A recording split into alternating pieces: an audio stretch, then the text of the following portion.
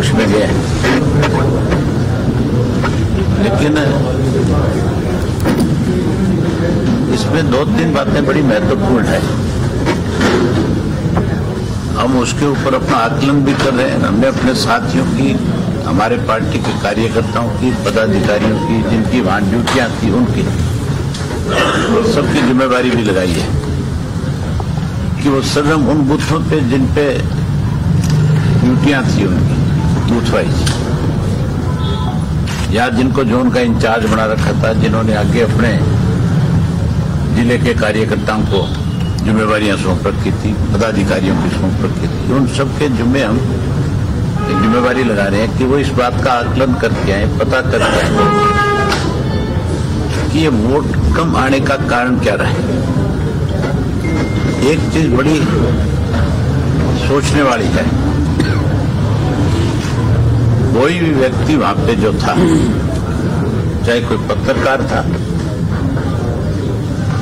चाहे कोई किसी भी पार्टी का कार्यकर्ता था, और चाहे कोई बाहर से आकर के लोग वहां पे इलेक्शन का रुझान लेकर के जाते, हर व्यक्ति ये कहता था कि इंडियन नेशनल लोकदल पार्टी जो है वो कम से कम 15 से 20 हजार वोट के ऊपर खड़ी है। और मैं स्वयं भी एक-एक गांव में गया, एक-एक वार्ड में गया, और उसके इलावा हमने वार्ड वाइज सब साथियों की ड्यूटियां लगा रखी थी,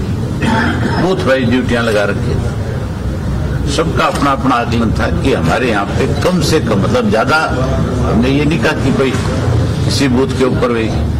किसी ने बताया कि 300 वोट आ रहे हैं, तो भी हमने उसको 300 की जगह 250 और 225 लिखा। ये हो सकता है किसी कारण से, सरकार के दबाव से, कोई हॉर्स ट्रेडिंग की वजह से, किसी और छोटे मोटे रीजन की रिश्तेदारी के दबाव की वजह से कोई 2 वोट हमारा कम हो सकता है, हम कहीं से 2 वोट ज्यादा ले सकते हैं। लेकिन एक तलोडा गांव है जो बिल्कुल उस गांव के साथ लगता है, लोचो के, और उस तलोडा गांव में मैं स्वयं जो है 7 से 8 व्यक्तियों को पर्सनली जानता हूं, जो हमारी पार्टी के मजबूत साथी हैं और जिन्होंने हमारे सारे कार्यक्रम वहां पे कराए। मैंने उस गांव में कम से कम भी 12 से 16 जगह पे अलग अलग घरों में जाकर के लोगों के, जैसे जाते हैं तो कोई कहता है मेरी चाय पी के जाओगे, कोई कहता है मेरा दूध पी के जाओगे, वो जो उन लोगों के घरों में गया था मैं, जो कोई ये नहीं था कि कोई किसी ने दूसरे का झंडा लगा रखा था, कोई हमारे साथ शिफ्ट कर रहा था, मैं उन घरों में गया था जो हमारे हमेशा से पक्के साथी थे, जो हमारा मतदाता भी था, जो कर्मठ कार्यकर्ता भी था। मैंने जब रिजल्ट सीट मंगवाई सारी और उसको जब देखा तो मुझे बहुत हैरानी हुई इस चीज को देख करके। वोट कम आने की बात अलग है, लेकिन ये नहीं हो सकता कि इंडियन नेशनल लोकदल पार्टी का वोट 0 में तब्दील हो जाए। जिस गांव में हमारा कार्यकर्ता बैठा था, लोकल कार्यकर्ता हमारा मजबूती के साथ बूथ के ऊपर खड़ा था, जिसने शाम तक ड्यूटी दी है, तो कम से कम मैं ये मान के चलता हूं कि और तो मतदाताओं का मन बदल गया होगा, लेकिन जो हमारा एजेंट है, जो वहां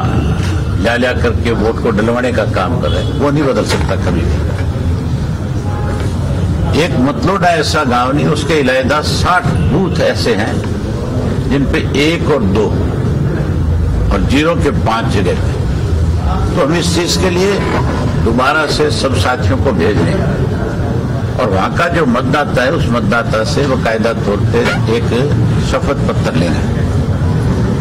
और लेकर के फिर चंडीगढ़ में एक प्रेस कॉन्फ्रेंस करेंगे, वहां उन सबको इनवाइट करेंगे, वहां पत्रकारों के सामने भी सारी बात रखेंगे। ये गेम जो है अलग तरह की है। इलेक्शन में खर्च तो कर सकता है आदमी ज्यादा से ज्यादा 28 लाख रुपए, 25 या 28 लाख रुपए इलेक्शन कमीशन की तरफ से। आज भी आप जिंद में जाकर के पता करो इस बात का, आम आदमी ये बात कहता है कि सुरजेवाला ने 50 करोड़ रुपया खर्च किया है। आम आदमी सरकार के ऊपर सीधा सीधा ये आरोप लगाती है और कहती है कि सरकार ने मतलब सरपंचों को बुला बुला करके पैसे दिए, हमें नहीं पता, पंचों को बुला बुला करके दिया कि हमें नहीं पता, तुम्हारे यहां से हम जीतने चाहिए। उन्होंने भी खुली, जहाँ दारू पकड़ी गई उनकी, वहीं उन्होंने खुले रूप से पैसे बांटे। जिनके पैसे पकड़े गए उन लोगों के खिलाफ कोई एक्शन नहीं। इसी तरह ये जेजेपी जो थी, इसके बारे में भी एक आम चर्चा है वहां पे कि इन्होंने भी खुले रूप से पैसा बांटा है वहां। इस चीज की हम 100% इंक्वायरी की इलेक्शन कमीशन से मांग करेंगे कि भाई आप ये पता लगाओ कि किस तरह से लोगों ने पैसे को पानी की तरह बहा करके वहां मतदाता को, जो जिसको आप ये कहते हो कि वो अपना वोट का डाल करके वो लोकतंत्र की मजबूती के लिए काम करता है, कैसे उसको इन्होंने बरगलाया है। इन सब बातों की जहां हम इंक्वायरी की डिमांड करेंगे, हमें ये नहीं कहता कि कोई हम इस बात से कहीं कोई कमजोर हुए कि हमें वोट क्यों नहीं मिला, कैसे नहीं मिला। हमारा कार्यकर्ता आज भी ज्यों का त्यों मजबूत है और हम 100% जब लोकसभा का चुनाव आएंगे तो आज का जो नतीजा है, इस नतीजे को हम तब्दील करने का काम करेंगे। नए सिरे से हम अपनी पार्टी में साथियों को बुला करके जल्दी हमारी प्रदेश कार्यकारिणी की मीटिंग बुला करके दोबारा से इन सब चीजों का आकलन करेंगे और फिर उसी स्थिति में आकर के खड़े होंगे जहां से हम पहले थे। ये मान के चलो कि ये जो चुनाव है, इनका उपचुनाव जो है, इस उपचुनाव में कहा तो ये जा रहा था कि सेमीफाइनल होगा, लेकिन जिस ढंग से इस चुनाव को लड़ा है और जिस ढंग से मतदाताओं को प्रभावित किया गया, जिस ढंग से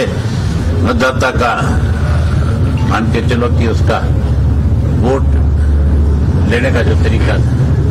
अगर उसकी इंक्वायरी हो तो फिर 100% ऐसे लोगों को हमेशा हमेशा के लिए बैन कर देना चाहिए। ऐसी पार्टियों पर बैन लगा देना चाहिए जो केवल पैसे के बलबूते के ऊपर अपनी ताकत बढ़ाना चाहते हैं। हम इसके लिए जल्दी, जो मैंने आपसे बताया कि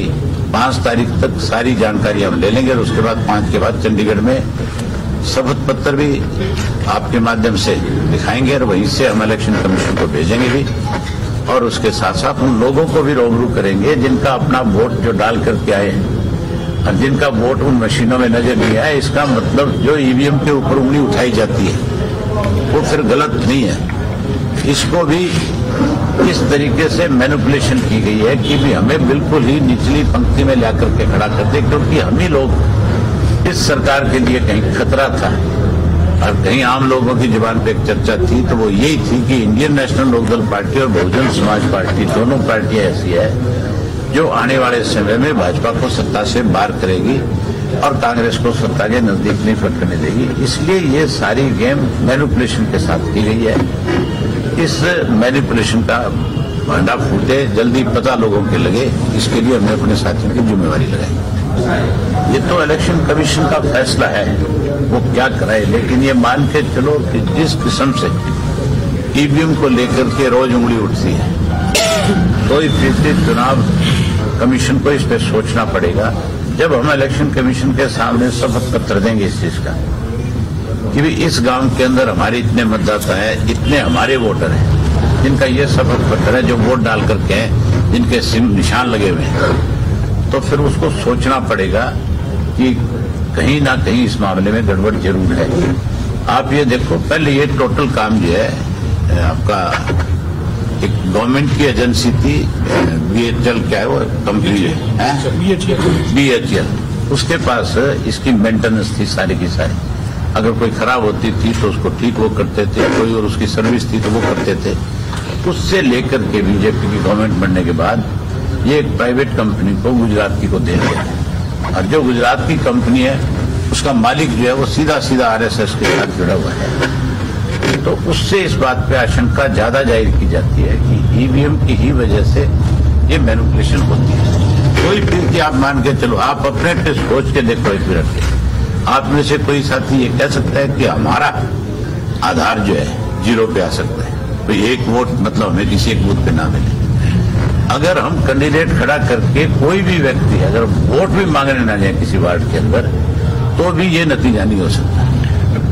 ये बात तो किसी के गले उतरने वाली बात नहीं है। तुम्हारे पत्रकार साथियों में उतरती है किसी के गले? सब्सक्राइब करें और साइड में दी घंटी को भी दबाएं ताकि आप तक हर समाचार पहुंच सके।